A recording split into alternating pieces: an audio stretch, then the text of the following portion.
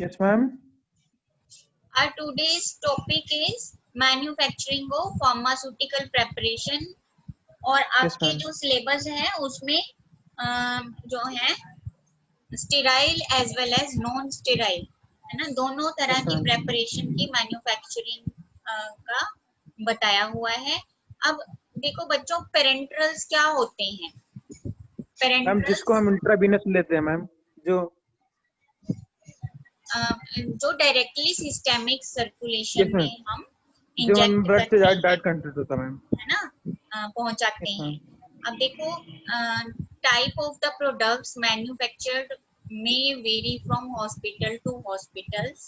जो manufacturing within the hospital हो रही है उनमें क्या क्या आ जाते हैं? 80% जो है वो क्लिनिकल्स हो सकते हैं, 75% जो है उसमें नॉन कॉमर्शियल्स हो सकते हैं, 40% टॉपिकल स्टेराइल एंड 33% आई और ईयर ड्रॉप्स एंड 30% और स्मॉल वॉल्यूम पेरेंट्रल्स हो सकते हैं विद इन अ हॉस्पिटल जिनकी मैन्युफैक्चरिंग होती है। Some other products that are manufactured in hospitals may also include surgical irrigation fluids, है ना, सर्जरी के दौरान जो इरिगेशन पर्पस के लिए यूज होते हैं, है ना, उस एरिया को क्लीन करने के लिए जो यूज होते हैं जहाँ सर्जरी चल रही होती है वो लिविंग सरफेस को क्लीन करने के लिए यूज होते हैं ये irrigation fluids. Then special diagnostic fluids, कुछ डायग्नोस्टिक फ्लूइड्स होते हैं जो डायग्नोस्टिक पर्पस के लिए, डायग्नोसिस के लिए यूज होते हैं। कोई डिजीज का पता लगाना है ना, तो उस पर्पस के लिए यूज होते हैं। एंड लार्ज वॉल्यूम पेरेंट्रल्स, और जो हमारे आईवी फ्लूइड्स होते हैं लार्ज वॉल्यूम पेरेंट्रल्स में आ जाते हैं। Indian hospital take only a part of above range and the general facilities available for the manufacturing of pharmaceutical products will always influence the quality of the final product. And this chapter जो है उसमें हमने क्या कुछ पढ़ना है? Design of unit required for the preparation of these products as well as examine the practical aspects of operating production unit by examining the protocols and documentation system required to ensure product security and efficiency of production. जो भी product बन रहा है उस manufacturing unit में उसके proper protocols को examine करना, उनकी डॉक्यूमेंटेशन करना और इंश्योर करना कि जो भी प्रॉपर सिक्योरिटी रिक्वायर्ड है या जो भी एफिशिएंट मटेरियल जो चाहिए है और जो उसकी प्रोडक्ट की एफिशिएंसी होनी चाहिए, मतलब उसकी क्वालिटी, उसको भी मेंटेन किया जाता है, उसका भी ध्यान रखा जाता है। अब कुछ इम्पोर्टेंट पेरेंट्रल प्रेपरेशंस हैं जिनमें आ जाते हैं आईवी एडमिक्सचर्स। IV admixtures क्या हैं? These preparations consist of one or more sterile drug products added to an IV fluid, generally dextrose or sodium chloride solution alone or in combination. देखो ज्यादातर hospital में जो IV fluids जो ज्यादा use होते हैं वो क्या होते हैं? डेक्सट्रोज होते हैं, है ना, ग्लूकोज हो सकता है जिसको कहते हैं कि इसको ग्लूकोज चढ़ रहा है। वो ग्लूकोज कौन सा होता है? कौन सा कार्बोहाइड्रेट होता है? डेक्सट्रोज। ओके, जिसे हम डी ग्लूकोज कहते हैं। एंड सोडियम क्लोराइड NaCl, जब भी कभी एनर्जी लेवल किसी पेशेंट का बहुत कम हो जाता है कोई डिहाइड्रेशन की वजह से या फिर किसी और वजह से कि वो अपनी डाइट प्रॉपर नहीं ले पाता, है ना, वो भी एक कारण हो सकता है डिहाइड्रेशन का या लेस एनर्जी का। तो उसको रिकवर करने के लिए जो है पेशेंट को ये फ्लूइड्स चढ़ाए जाते हैं। अब IV admixtures are used for drugs intended for continuous infusion and for drugs that may cause irritation or toxicity when given by direct IV injection. अब कुछ फ्लूइड्स ऐसे होते हैं कि उनको इंजेक्ट करने पे वो पेनफुल होते हैं, है ना, वो मटेरियल जो होता है वो जो कंपोनेंट्स होते हैं इंजेक्शन के, वो बहुत ज़्यादा इरिटेंट होते हैं, है ना, इरिटेशन कोज करते हैं। तो आईवी फ्लूइड्स जो हैं वो ज़्यादा उसमें वाटर ऐड करके उनको बनाया जाता है कि वो ज़्यादा कंसंट्रेटेड ना रह जाए, वो थोड़ा डाइल्यूट हो जाए, डाइल्यूटेड फॉर्म में वो दिए जाते हैं। Okay, so IV fluids and electrolytes हो सकते हैं, आईवी एडमिक्सचर्स हो गया, then IV fluids and electrolytes हो सकते हैं। इसमें फ्लूइड्स क्या है, use in the preparation and administration of parenteral products include sterile water, sodium chloride, dextrose and Ringer solution, ये सब हो सकते हैं वो fluids. And these fluids have multiple uses. For example, they serve as vehicle in IV admixtures. कोई IV admixture ये बनाना है हमने, तो उसमें भी ये एज अ व्हीकल यूज होते हैं, मतलब सॉल्वेंट सिस्टम यूज होते हैं। Provide a means for reconstituting sterile products and serve as the basis for correcting body fluids and electrolyte disturbances and for administering parenteral nutrition. आपने कई बार देखा होगा ward में जब नर्सेज पेशेंट को फ्लूइड चढ़ा रही होती हैं, तो ना वो क्या करती हैं, मान लो कोई एंटीबायोटिक है पेशेंट को देना है, और वो सॉलिड फॉर्म में है, सॉलिड डोजेज फॉर्म होती है, तो वो उस फ्लूइड में से ही थोड़ा सा निकाल के जो फ्लूइड है वो थोड़ा सा क्वांटिटी में इंजेक्शन में निकाल के और उससे ही उस वायल का वॉल्यूम मेकअप करके वो इंजेक्शन जो है वो चढ़ा देती हैं कई बार। क्यों वो ऐसा करती हैं, क्योंकि कुछ फ्लूइड्स ऐसे हैं वो यूज हो जाते हैं एज अ व्हीकल। ओके, उनमें जैसे ये एग्जांपल बताई, सोडियम क्लोराइड फ्लूइड्स हो सकते हैं, डेक्सट्रोज, वैसे वाटर फॉर इंजेक्शन यूज किया जाता है वॉल्यूम मेकअप के लिए। ये जब आप हॉस्पिटल में 500 आवर्स की ट्रेनिंग करोगे तब आपको वहां पे सिखाया जाएगा। Then dextrose is D glucose. Solutions are the most frequently used glucose. ये बहुत फ्रीक्वेंटली इसको यूज किया जाता है। ज्यादातर जब भी पेशेंट जाता है लो एनर्जी लेवल देखते हैं उसको जल्दी से ग्लूकोज चढ़ा देते हैं। अब generally a solution of 5% dextrose in water is used as a vehicle in IV admixtures. जो ये फ्लूइड होता है डेक्सट्रोज, ये 5% डेक्सट्रोज होता है, मतलब 5 gram of D glucose is dissolved in 100 ml of water.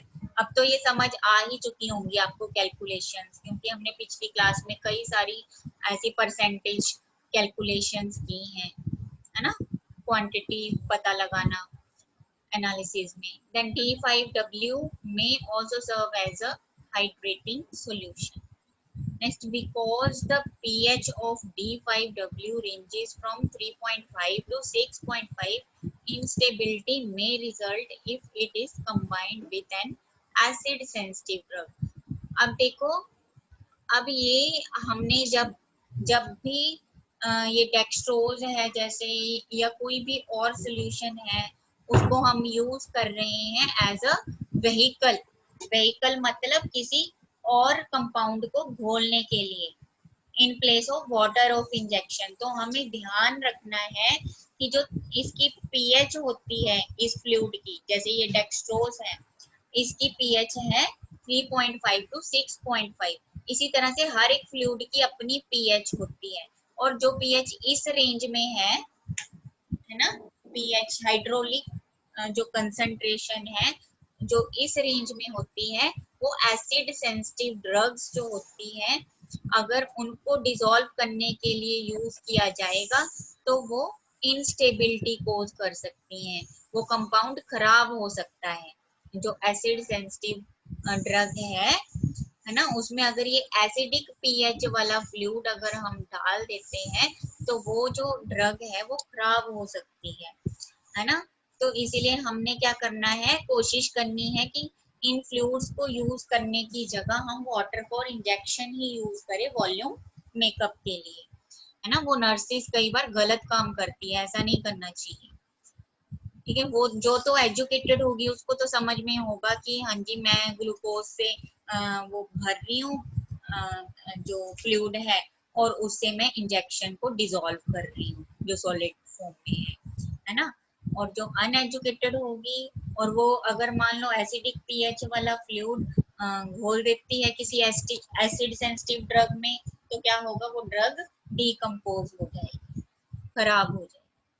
In higher concentration, example a 10% solution in water, अगर ज्यादा कंसंट्रेशन का है dextrose, then it provides a source of carbohydrate in parenteral nutrition solution, है ना। अगर देखो दो तरह के ये डी ग्लूकोज आते हैं जो डिस्पेंसरीज में या फिर हॉस्पिटल की इमरजेंसीज में या वार्ड्स में पेशेंट को चढ़ाए जाते हैं, वो दो तरह के हैं, 5% एंड 10%। जो ज्यादा डिहाइड्रेशन में होता है, लो एनर्जेटिक पेशेंट होता है, उसको 10% सोल्यूशन जो है डी ग्लूकोज का दिया जाता है। ओके, इसके बाद नेक्स्ट स्लाइड में आपको दिखाती हूँ this one.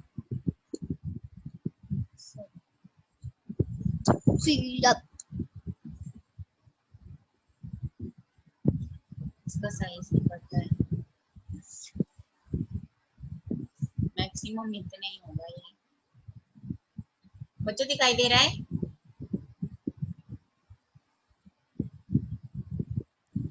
Yes ma'am. Okay, then dextrose solution should be used cautiously in patients with diabetes mellitus। अब देखो ये पहले पता होना चाहिए, हिस्ट्री पूछ लेते हैं। जैसे ही इमरजेंसी में कोई पेशेंट आता है, डी ग्लूकोज चढ़ाने से पहले पूछा जाता है कि तुम्हें डायबिटीज तो नहीं है, तो फिर उस अकॉर्डिंग उसको दिया जाता है ग्लूकोज, नहीं तो उसका डायबिटीज जो शुगर है वो ट्रिगर कर जाएगा, उसकी शुगर लेवल बढ़ जाएगा, है ना, उसको प्रॉब्लम क्रिएट हो सकती है। Next is sodium chloride. Sodium chloride usually is given as a 0.9% solution, ठीक है, आइसोटोनिक सॉल्यूशन।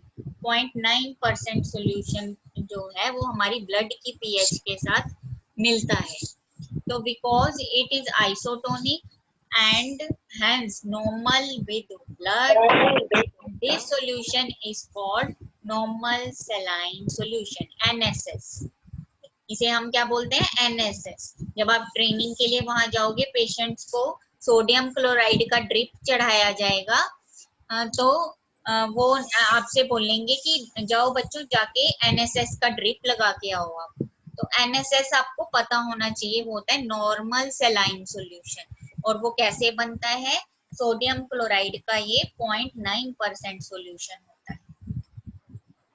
अब उसके बाद ये solution of 0.45% sodium chloride is termed as half normal solution. जो हाफ नॉर्मल सॉल्यूशन होता है, मतलब जिसकी नॉर्मेलिटी 0.9% की हाफ है ना, तो वो सॉल्यूशन इस तरह का है। तो आपको ये दोनों कंसंट्रेशन एग्जाम्स में पूछी जाती है, जो आपके 1 मार्क्स के क्वेश्चन आते हैं ना, 1 या 2 मार्क्स के क्वेश्चन आते हैं, उनमें ये पूछा जाता है कि give the composition of NSS, give the composition of half normal saline. तो आपको पता होना चाहिए, कंपोजिशन में आप लिखोगे 0.9% solution of NaCl। Half normal saline की कंसंट्रेशन बताओगे आप 0.45% सॉल्यूशन ऑफ सोडियम क्लोराइड। उसके बाद sterile sodium chloride for injection होता है। This is a solution of 0.9% sodium chloride and is used as vehicle in IV admixtures and for fluid and electrolyte replacements, ठीक है, dehydration में use होता है। आपने पढ़े होंगे इलेक्ट्रोलाइट्स इनऑर्गेनिक फार्मेसी में, पढ़े हैं ना पिछली क्लास में, उसमें NaCl आपने पढ़ा है कि भूल गए हो अपने सब्जेक्ट फर्स्ट सेमेस्टर के? मैम इलेक्ट्रोलाइट में मैं पढ़ा था फार्मास्यूटिकल केमिस्ट्री। इलेक्ट्रोलाइट रिप्लेसमेंट में जो बैलेंस रिप्लेसमेंट एजेंट्स होते हैं, so in smaller volumes it is suitable for the reconstitution of various medications। कई medications जो हैं उनको दोबारा से कॉन्स्टिट्यूट करने में भी इसको यूज किया जाता है जो सॉलिड फॉर्म में होती हैं। Then bacteriostatic sodium chloride for injection, एक होता है बैक्टीरियोस्टैटिक जो बैक्टीरिया की ग्रोथ को रोक देता है। Bacteriostatic, static word is to stop the growth of bacteria. एक होते हैं बैक्टीरिसाइडल, वो होते हैं जो बैक्टीरिया को किल कर देते हैं। ये दो टर्म्स आपको इनमें डिफरेंस पता होना चाहिए। तो bacteriostatic sodium chloride for injection क्या है?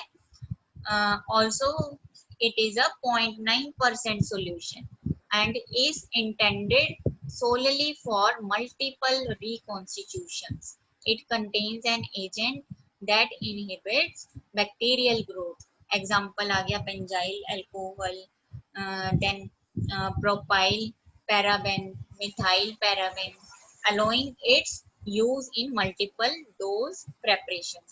देखो बच्चों, आपको ये जो इनऑर्गेनिक कंपाउंड्स आपको बताए जाएंगे ना आपकी डी फार्मेसी में, इसके यूजेस आपने साथ ही साथ पढ़ लेने हैं। ठीक है, इनके यूज आपको पता होने चाहिए। जब आप मैन्युफैक्चरिंग डिपार्टमेंट में भी जाओगे ना आगे कभी पढ़ने के बाद इंडस्ट्री में वर्क करोगे तो आपको इनके यूज पता होने चाहिए। एजुकेटेड होना एक्चुअल में बहुत जरूरी है आपका। आप सिर्फ अपने एग्जाम्स के लिए मत पढ़ो, ठीक है। Next is water. Water is used for reconstitution. This is water for injection, इसको हम बोलते हैं वाटर फॉर इंजेक्शन, जो पेरेंटरल यूज में आता है। इसका भी स्टरलाइज होना बहुत जरूरी है, नहीं तो इन्फेक्शन कोज कर सकता है। ठीक है, इसीलिए वाटर जो ये वाटर फॉर इंजेक्शन है ये पेरेंटरल प्रेपरेशन में इंक्लूडेड है। Then is Ringer solution. Ringer solution जो है एप्रोप्रिएट है for fluid and electrolyte replacement and जो पोस्ट सर्जिकल पेशेंट्स होते हैं, सर्जरी के बाद जो पेशेंट होते हैं बहुत वीक होते हैं, उनमें इलेक्ट्रोलाइट बहुत कम हो चुका होता है, उनको ये रिंगर्स इंजेक्शन दिए जाते हैं। ये याद कर लो, आपको पता होने चाहिए, आपके काम के हैं ये। प्रैक्टिकली आप आगे उधर देखोगे अपनी डिस्पेंसरीज में और हॉस्पिटल्स में जहाँ भी आपकी ट्रेनिंग लगी। देन लैक्टेटेड, जो लैक्टेटेड रिंगर्स इंजेक्शन है इसे हम हार्टमैन सॉल्यूशन और रिंगर्स लैक्टेट सॉल्यूशन भी बोलते हैं। एंड ये क्या कंटेन करता है? Sodium lactate, sodium chloride, potassium chloride and calcium chloride. अब frequently it is combined with dextrose.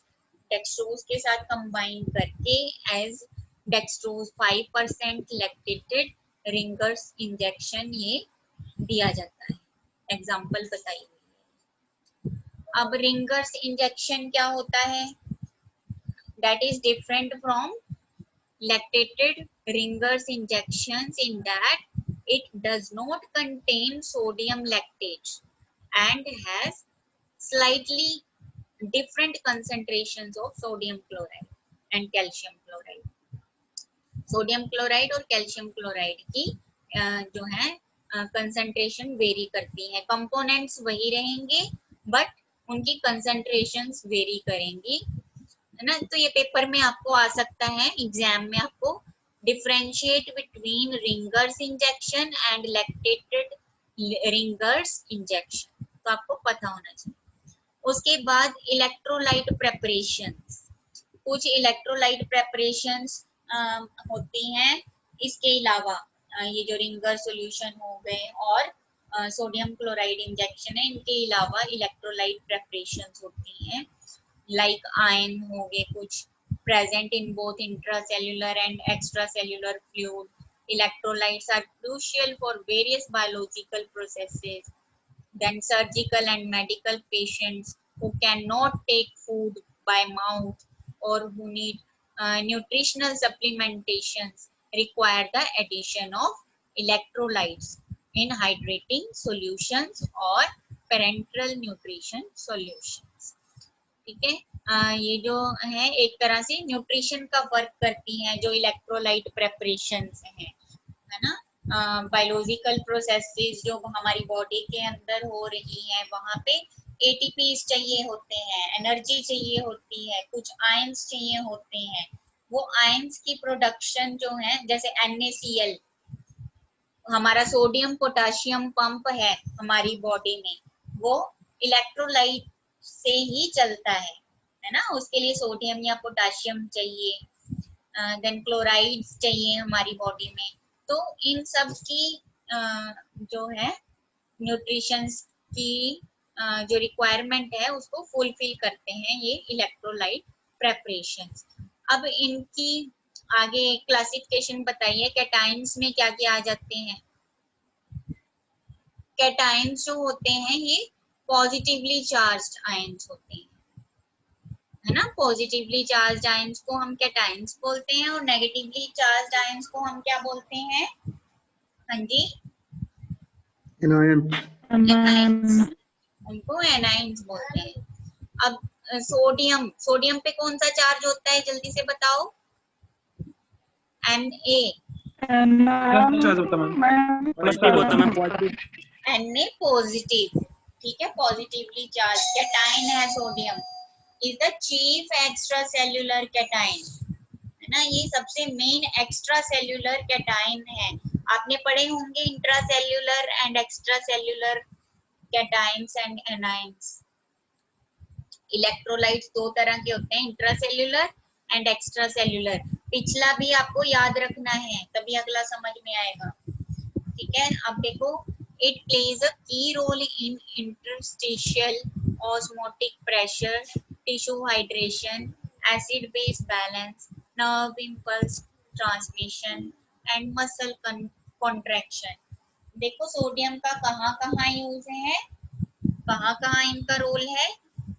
जो जैसे हमारी बॉडी में जो सेल्स हैं, इंटरस्टिशियल मतलब दो सेल्स के बीच में जो ऑस्मोटिक प्रेशर बना रहना चाहिए, वो बना के रखता है, मेंटेन रखता है।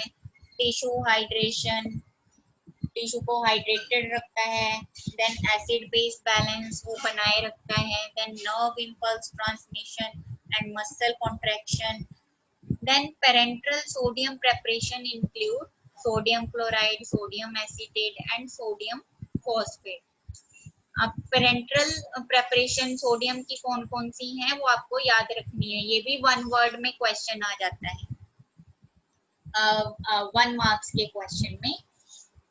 Name some parenteral preparations, sodium preparations, parenteral sodium preparations, ठीक है।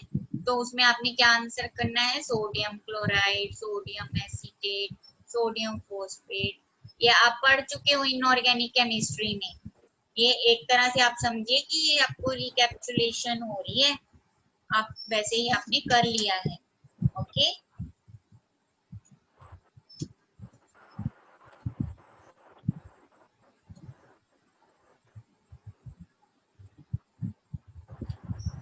नेक्स्ट इज पोटेशियम, है ना। इसी तरह से देखो, आपने पोटेशियम भी पढ़ा हुआ है।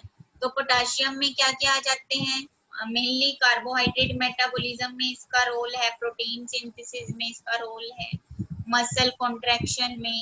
देन पेरेंटरल पोटेशियम प्रेपरेशन कौन कौन सी है, पोटेशियम एसीटेट, पोटेशियम एसीटेट है, देन पोटेशियम क्लोराइड है एंड पोटेशियम फॉस्फेट है। ऐसे कैल्शियम है, कैल्शियम का कहाँ कहाँ यूज है, impulse transmission, muscle contraction, cardiac function and capillary and cell membrane permeability, इनमें इसका रोल है। अब मैं इसको देखो पढ़ाने लग जाऊं, ये आपको करना तो पड़ेगा ही लर्न। वैसे आप पिछली क्लास में आप पढ़ चुके हो इनऑर्गेनिक केमिस्ट्री में, बट ये 10 मार्क्स के क्वेश्चन में आ जाता है। It's very important question. Parenteral preparations कौन कौन सी होती हैं, इलेक्ट्रोलाइट्स कौन कौन से हैं, ये इंपॉर्टेंट क्वेश्चंस हैं, ये आ सकते हैं एग्जाम में। ऐसे ही मैग्नीशियम है, तो मैग्नीशियम का रोल कहाँ है और उनके जो है क्या क्या पेरेंटल प्रेपरेशंस हैं। तो आपने ये जितने भी आयंस पढ़ने हैं उनकी साथ ही साथ उनका यूज और उनकी पेरेंटल प्रेपरेशन आपने साथ ही साथ पढ़ लेनी है। अब नेक्स्ट आर एनायंस। एनायंस में आगे क्लोराइड, फॉस्फेट है ना, फॉस्फेट हो गई, देन क्लोराइड, फॉस्फेट, एसीटेट है ना, ये तीनों आपने अच्छे से पढ़ लेने। क्लोराइड का क्या यूज है, इनके देखो calcium chloride, potassium chloride, sodium chloride, then ये इसके क्या है पेरेंटल प्रेपरेशंस है। क्लोराइड का यूज कहाँ होता है, ये यूज होता है as extracellular anion to maintain interstitial osmotic pressure, osmotic pressure को मेंटेन करके रखने के लिए। ऐसे ही फॉस्फेट्स हैं, इनका अपना अलग से यूज है, एसिड बेस बैलेंस ये मेंटेन करके रखते हैं बॉडी में। इनकी पेरेंटल प्रेपरेशंस जो हैं वो क्या है, phosphate preparations like potassium phosphate, sodium phosphate, sorry next is acetate. Acetate में देखो इनका भी कहाँ रोल है, प्लाज्मा पीएच प्रिजर्वेशन में ये रोल होता है, provide alkali to assist in the preservation of plasma pH and parenteral preparations क्या है इसकी, potassium acetate and sodium acetate. Okay, then dialysis. Dialysis में देखो पेरिटोनियल कैविटी की dialysis, haemodialysis and irrigating solutions, ये जो है यहाँ पे यूज होता है। What do you mean by dialysis? हाँ जी, कोई बता सकता है? कोई रीनल Yes, madam. फेलियर के पेशेंट्स होते हैं है ना, जिनकी किडनीज डैमेज हो चुकी है या कोई पॉइजनिंग हो गई है, तो वहाँ पे डायलाइसिस इज रिक्वायर्ड। वहाँ पे उनका जो ब्लड है वो सारा चेंज करना पड़ता है। अगर कोई उनके ब्लड में जो है इन्फेक्शन हो गई है ना, उस केस में प्रॉपर फिल्ट्रेशन नहीं हो रही है ब्लड की, किडनीज डैमेज होने की वजह से, तब डायलाइसिस की जाती है। तो वहां पे रिक्वायरमेंट है इन डायलाइसिस फ्लूइड्स। ज्यादातर इसमें क्या क्या आ जाते हैं? हाँ जी, इसमें आ जाते हैं प्रोडक्ट्स, कौन कौन से हैं? हाँ जी, पेरिटोनियल डायलाइसिस में क्या कुछ यूज होता है? हाइपरटोनिक। बच्चों आपको सॉल्यूशन पता है क्या होते हैं? Hypertonic, isotonic and hypotonic solution. Hypertonic, hypotonic, isotonic, ये तीनों टर्म्स आपको समझ में है? कल मैं आपको मैम भूल गए डायलाइसिस, हैं। हाँ कल मैं आपको ये डायलिसेट्स पढ़ाऊंगी। ये जो डायलाइसेट्स हैं इनको पढ़ने से पहले आपको सॉल्यूशन पता होने चाहिए क्या होते हैं, और हाइपरटोनिक, आइसोटोनिक एंड हाइपोटोनिक क्या होते हैं। इसके अलावा एक और आप काम ले लो, ऑस्मोटिक सॉल्यूशंस क्या होते हैं? ऑस्मोटिक